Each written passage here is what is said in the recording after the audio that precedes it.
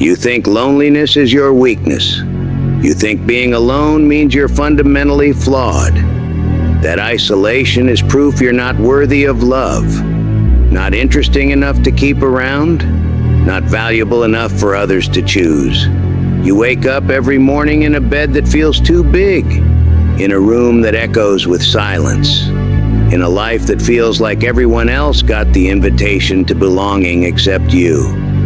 You scroll through your phone at 2 a.m., watching other people's stories unfold in group chats you're not part of, at gatherings where your absence goes unnoticed, in relationships that seem to come so naturally to everyone else. You see friends posting pictures together and wonder when you became the person who's always behind the camera, never in the frame. You watch couples sharing inside jokes and question why you're always the third wheel, the extra chair, the plus one who never gets a plus one. And you tell yourself the same brutal story you've been telling yourself for years. There's something wrong with me. I'm too much or not enough. I'm too intense or too boring. I'm too needy or too distant. Other people have some magnetic quality I'm missing, some social DNA I wasn't born with. You treat loneliness like it's cancer eating away at your soul, like it's evidence that you're broken beyond repair, like it's a scarlet letter marking you as unlovable. You fight it desperately, trying to fill the void with dating apps that leave you feeling more empty, with social events where you smile but feel invisible, with friendships that feel more like performances than connections.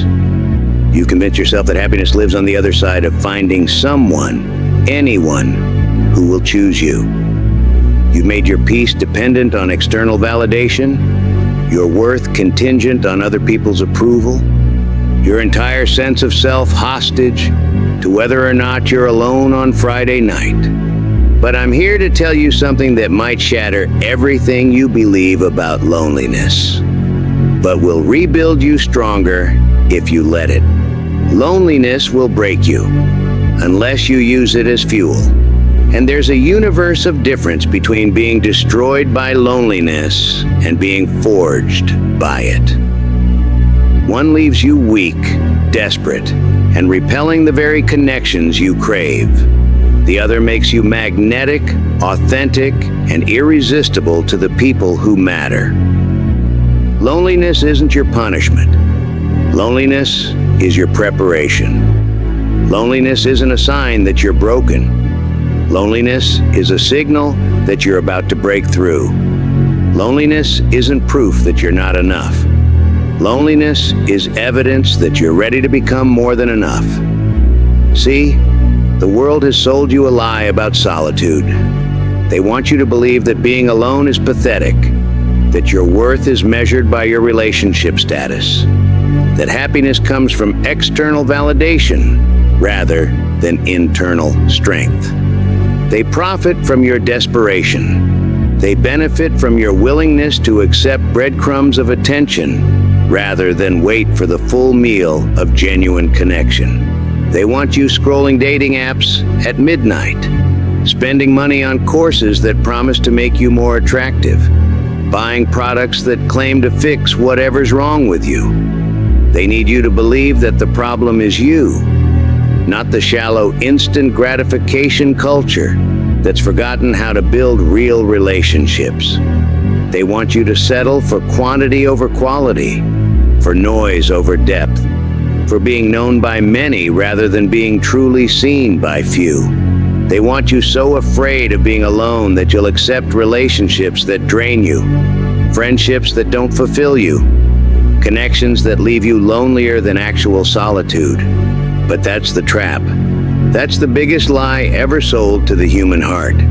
You have more capacity for profound connection than you realize. You have more to offer in relationships than you've ever been taught to recognize.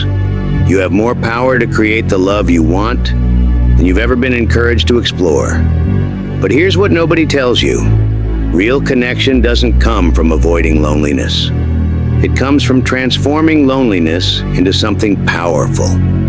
It doesn't emerge from desperation. It emerges from self-possession. It doesn't grow from emptiness seeking to be filled. It grows from fullness seeking to be shared. And that's what we're going to talk about today. Not just how to survive loneliness, but how to alchemize it into the very quality that makes you irresistible. How to use your alone time not as waiting room for your real life to begin, but as the laboratory where you craft the most magnetic version of yourself. Let me ask you something, and I need you to sit with this question until it breaks something open inside you.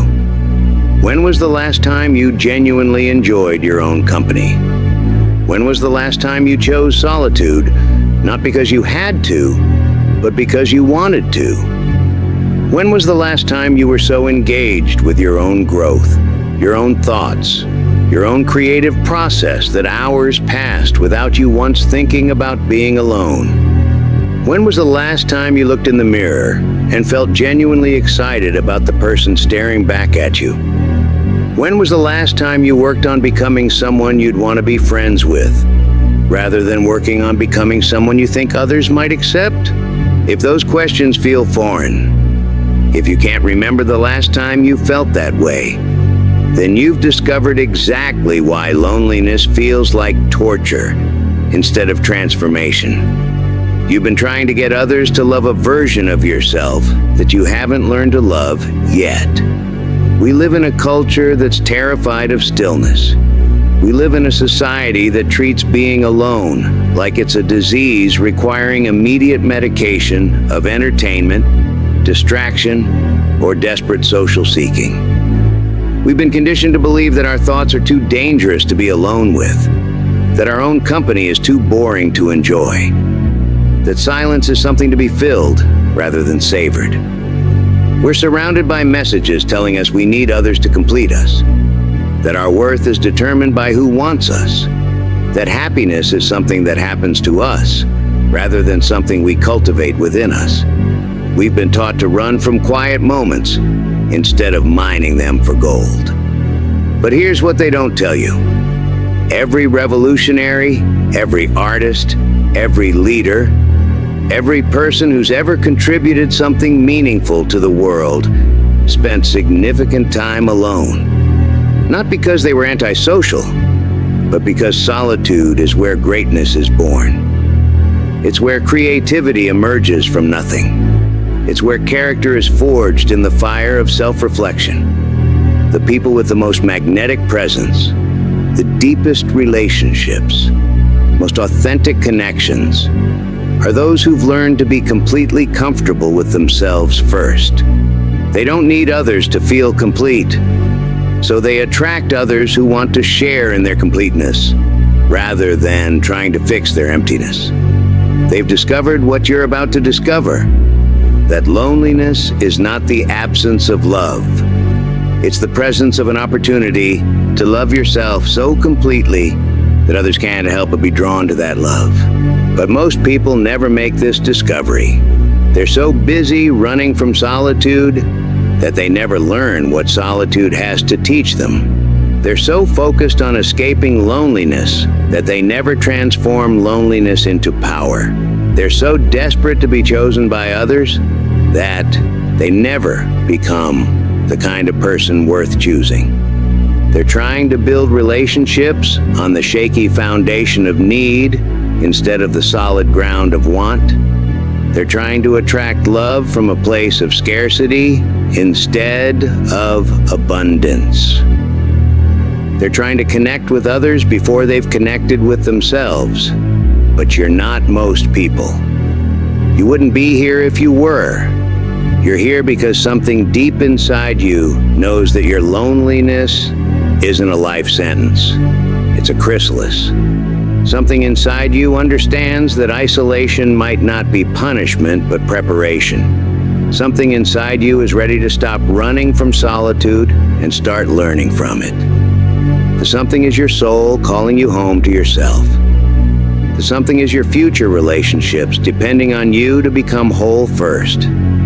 The something is the most powerful version of yourself, begging you to stop trying to be liked and start becoming genuinely likable. Loneliness as fuel isn't about accepting isolation forever. It's about using isolation to build something so compelling, so authentic, so magnetically yourself, that connection becomes inevitable. It's about transforming your alone time from desperate waiting into deliberate preparation. Let me show you what this transformation looks like, because this is the alchemy that changes everything. The depth discovery. When you're constantly around others, you live on the surface of yourself. You become addicted to external stimulation, external validation, external entertainment. You lose touch with the deeper currents of who you are, what you think, what you feel, when no one else is watching. But solitude is where you meet yourself for the first time. It's where you discover thoughts that are genuinely yours, not just recycled opinions from others. It's where you find interests that actually excite you, not just things you think you should like. It's where you uncover dreams that belong to your authentic self, not the person you think you need to be to fit in. This depth is magnetic. When you know yourself deeply, others want to know you too. When you have genuine thoughts, people want to hear them. When you've explored the depths of your own mind and heart, you become someone worth exploring. Start asking yourself questions you've been too busy to ask. What do I actually believe about life, love, success, meaning? What makes me come alive when no one else is around? What would I do if I knew no one was watching? What dreams have I buried because I was afraid others would judge them? Use your solitude to excavate these answers. Journal about them. Think about them. Let them surprise you. You've been living as a character in other people's stories for so long that you've forgotten you're the author of your own. The creative furnace. Loneliness is creativity's favorite condition. When you're alone with your thoughts, with your imagination, with your unique perspective on the world, you have access to something that crowds can never give you. Original ideas, authentic expression, genuine innovation. Most people fill every quiet moment with other people's creativity. Streaming shows, social media content, music, podcasts. But you have the opportunity to create your own content, your own thoughts, your own expressions of what it means to be alive in your particular skin. This doesn't mean you need to become an artist, though you might discover that you are one. This means becoming creative with your own life, innovative with your own solutions, original with your own approach to challenges. Write, even if no one will read it. Create something with your hands, even if no one will see it. Think thoughts that are genuinely your own, even if no one will hear them. This creative practice in solitude builds something in you that becomes incredibly attractive to others. The ability to bring original perspective, fresh ideas, authentic voice to any relationship. When you finally do connect with others, you'll have something real to offer. You'll have thoughts that didn't come from scrolling. You'll have perspectives born from actual reflection. You'll have creativity that's been nurtured in the fertile soil of solitude. The Strength Forge. Every moment you spend alone and don't fall apart is a moment you're building unshakable inner strength. Every time you face your thoughts without running to distractions is practice for facing life's challenges with courage. Every night you spend in your own company and find peace is training for bringing peace to others. Most people can only be happy when they're distracted or validated by others. But when you learn to be genuinely content in solitude, you develop a strength that others find irresistible. You become someone who doesn't need constant reassurance, who doesn't drain others with emotional neediness, who brings stability rather than chaos to relationships. This isn't about becoming an emotionless robot. It's about becoming so emotionally strong that you can handle your own feelings without making them other people's responsibility. It's about becoming so self-sufficient that you can choose relationships based on love rather than need. Practice being your own best friend. Comfort yourself when you're sad. Celebrate yourself when you succeed. Encourage yourself when you're struggling. This self-relationship becomes the template for all your other relationships. And people are drawn to those who know how to love well, because they've learned to love themselves first. The Clarity Crystal. When you're constantly around others, you often lose track of who you really are underneath all the social performance. You start wanting what others want. You begin valuing what others value. You lose touch with your authentic desires because you're so busy trying to be desirable to others. Solitude is where you find yourself again. It's where you remember what actually brings you joy, not what you think should bring you joy. It's where you discover what you genuinely value, not what others have told you to value. It's where you clarify what you want from life, not what would impress people if you achieved it. This clarity is magnetic. When you know what you want, others are drawn to your decisiveness. When you're clear about your values, people respect your integrity. When you're authentic about your desires, you attract others who share them or admire them. Use your solitude for this excavation.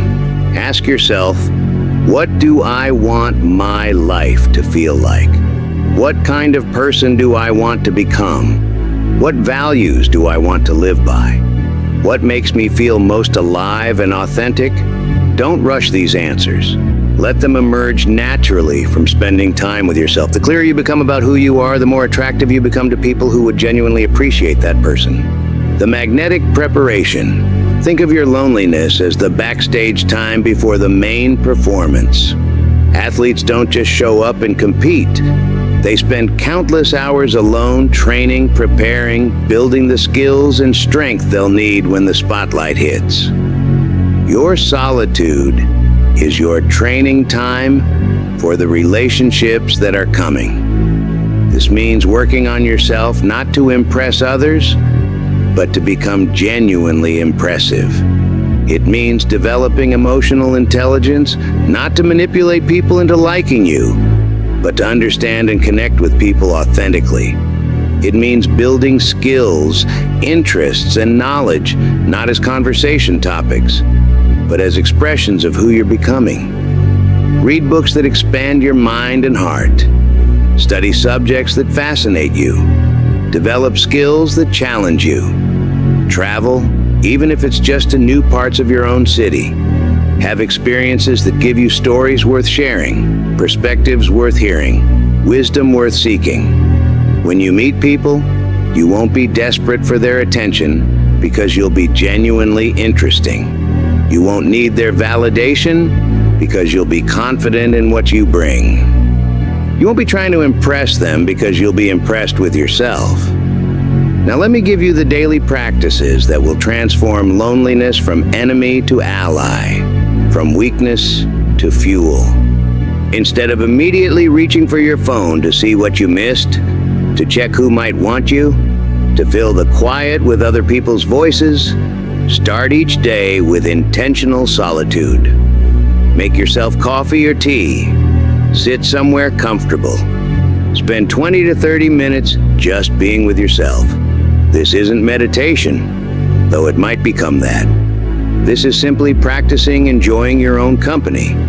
Let your thoughts wander. Feel your feelings without needing to fix them. Notice what it's like to be in your own skin without any external input. This daily practice builds what I call self-tolerance, the ability to be with yourself without constant entertainment, validation, or distraction. This quality is incredibly attractive because it signals that you're comfortable with who you are, that being around you will be peaceful rather than chaotic. Every day, spend at least 1 hour doing something that makes you more interesting, more skilled, more knowledgeable, or more capable.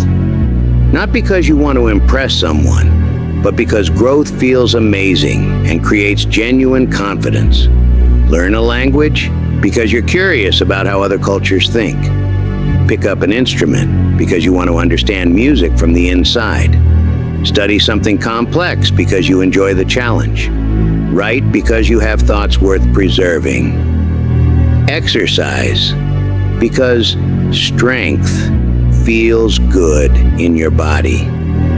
When you're actively growing during your alone time, you're investing in becoming the kind of person others naturally want to spend time with. You're building depth, knowledge, skills, and perspectives that make conversations with you genuinely enriching. Use your solitude to become a student of human connection, not in a manipulative way, but in a genuinely curious way. Read about emotional intelligence. Study different personality types. Watch documentaries about people different from you to build empathy. Read fiction to understand the human experience more deeply. Practice conversations in your mind, not scripted interactions, but thinking through how to ask better questions, how to listen more deeply, how to make others feel heard and understood.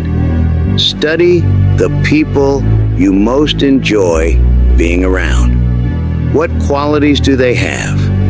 How do they make you feel? How can you develop those qualities? This preparation means that when opportunities for connection arise, you're ready. You're not socially rusty from isolation. You're socially prepared from intentional study. One of the fastest ways to transform loneliness is to use it to develop profound appreciation for the connections you do have, even if they're limited. Instead of focusing on the relationships you lack, focus intensely on the relationships you have. Maybe you don't have a romantic partner, but you have a parent who calls regularly. Maybe you don't have a best friend, but you have a cashier who always remembers your name. Maybe you don't have a social circle, but you have one person who genuinely cares about your well-being. Use your solitude to think about these people with deep gratitude. Consider how you can be a better son, daughter, friend, colleague, neighbor to the people already in your life. Often we're so focused on the relationships we don't have that we neglect the ones we do have. This practice shifts your energy from scarcity to abundance, from needy to generous, from desperate to grateful. And people are naturally drawn to that energy. Spend time visualizing the relationships you want, not from a place of desperation, but from a place of preparation. What kind of friend do you want to be? What kind of partner? What kind of family member? What qualities would you want in your ideal relationships? And how can you develop those qualities in yourself? If you want loyal friends, become fiercely loyal. If you want honest relationships, become brutally honest with yourself first. If you want fun connections, become someone who knows how to have fun alone. If you want deep conversations, become someone who thinks deeply about meaningful topics. This isn't about changing yourself to attract others.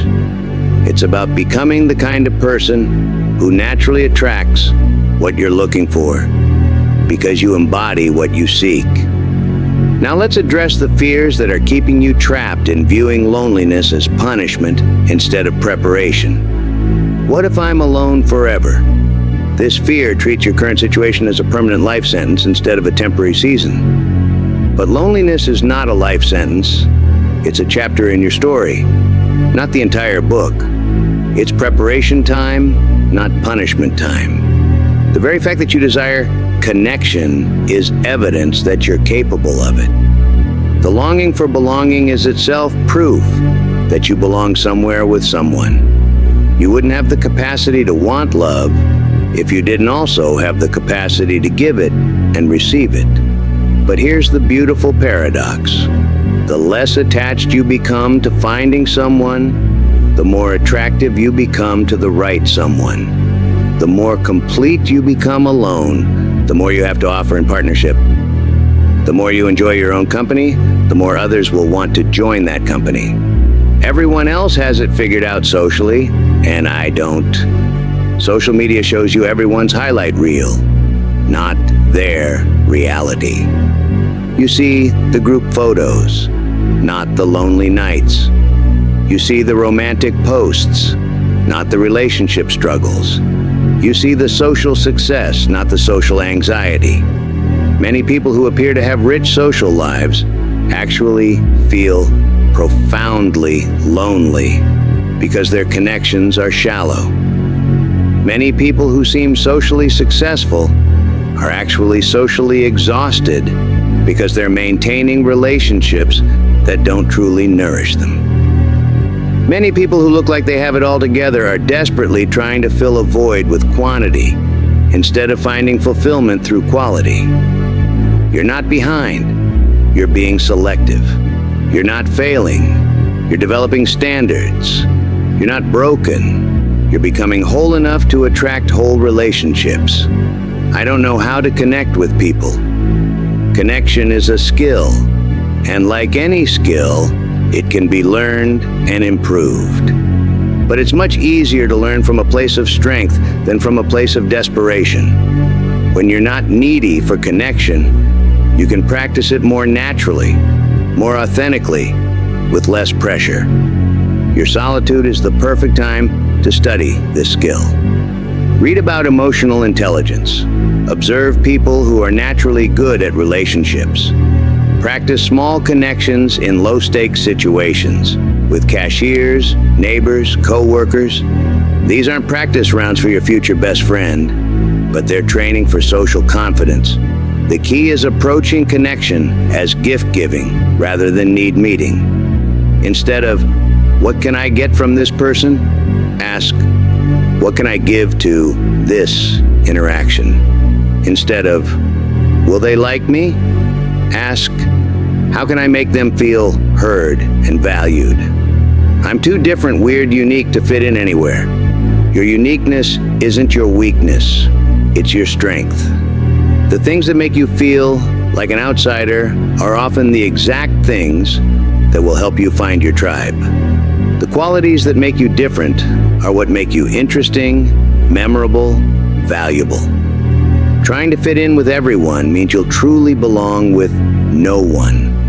Authenticity might limit your options, but it ensures that the options you have are genuine. Better to be loved for who you are by few than to be accepted for who you're pretending to be by many. Use your solitude to embrace and develop what makes you unique. Your weird interests might connect you with other wonderfully weird people. Your different perspective might be exactly what someone else needs to hear. Your authentic self might be the key to someone else feeling permission to be their authentic self. What if I get comfortable being alone and stop wanting connection? This fear misunderstands what healthy solitude creates. Being comfortable alone doesn't kill your desire for connection. It makes your desire for connection more intelligent. It helps you want relationships for the right reasons rather than the desperate reasons. When you're okay alone, you can choose relationships based on genuine compatibility rather than settling for anyone who will have you. You can enjoy people's company without needing their validation. You can contribute to relationships from a place of fullness rather than draining them from a place of emptiness. The goal isn't to become a hermit, it's to become someone so comfortable with themselves that others feel comfortable around them too. Let me leave you with this truth that will revolutionize your relationship with loneliness. You are not alone because you're unlovable. You are alone because you're becoming more lovable. You're not isolated because you're broken. You're isolated because you're being rebuilt. You're not lonely because you're not enough. You're lonely because you're preparing to become more than enough. Every moment of solitude is an opportunity to invest in the person you're becoming. Every quiet evening is a chance to develop interests that will make you fascinating. Every weekend alone is time to build the strength that will make you unshakable. Every day of single life is preparation for being the kind of partner worth waiting for. The connections you want are coming. The love you crave is approaching. The relationships you dream about are being prepared in the same mysterious way you're being prepared. But they will be infinitely better if they find you strong, interesting, peaceful, and whole, rather than weak, desperate, chaotic, and empty. Think about the people you most want to spend time with. Are they needy and desperate for attention? Or are they confident and self-possessed? Are they always seeking validation? Or do they seem secure in themselves? Are they empty vessels needing to be filled? Or are they full cups with something to offer? You become attractive not by needing others desperately, but by being so engaged with your own growth, so at peace with your own company, so fascinated by your own development, that others want to be part of what you're building. Here's my challenge for you, and I want you to accept it with everything you have. For the next 60 days, treat your alone time like the most valuable real estate in your life. Every day, spend at least 2 hours actively using your solitude for growth, creativity, preparation, or deep self-connection. Keep a journal of this transformation. Document not your loneliness, but your growth. Write about what you're discovering about yourself. Record the skills you're building, the thoughts you're thinking, and the peace you're finding. Write about how you're becoming the kind of person you'd want to spend time with. At the end of 60 days, you won't just have survived loneliness, you'll have alchemized it into gold. You'll have proof that alone time can be power time. You'll have evidence that solitude can be sacred. You'll have experienced the profound difference between feeling lonely and feeling complete. But don't stop at 60 days. Make this transformation permanent. Make solitude your sanctuary, not your prison. Make alone time your laboratory, not your torture chamber. Make loneliness your fuel, not your weakness. The right people are coming into your life, but they need to find you strong, not broken. They need to find you interesting, not desperate. They need to find you whole, not empty. They need to find you loving yourself, not hating your situation. Loneliness will break you if you let it convince you that being alone means being unworthy, that solitude is proof of failure, that you need others to be complete.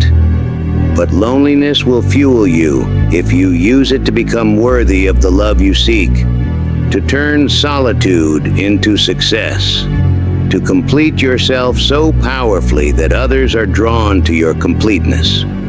Every quiet moment is a choice. Every alone evening is a decision. Every solitary day is an opportunity. You can either let loneliness diminish you, or you can use it to forge the most magnetic, authentic, powerful version of yourself. You're not being punished with loneliness. You're being prepared by it. You're not being rejected by life. You're being selected for a special kind of growth that can only happen in the sacred space of solitude. Your loneliness is not your weakness. It is your fuel. And what you build with that fuel, the strength, the depth, the creativity, the peace, the authenticity, that is exactly what will transform you from someone who needs to be chosen into someone who is impossible not to choose. The best relationships of your life are waiting for you to become the person worthy of them. That becoming happens in the alone times, in the quiet moments, in the sacred solitude where you meet yourself and fall in love with who you find there. Stop running from loneliness. Start mining it for gold. Your transformation begins now.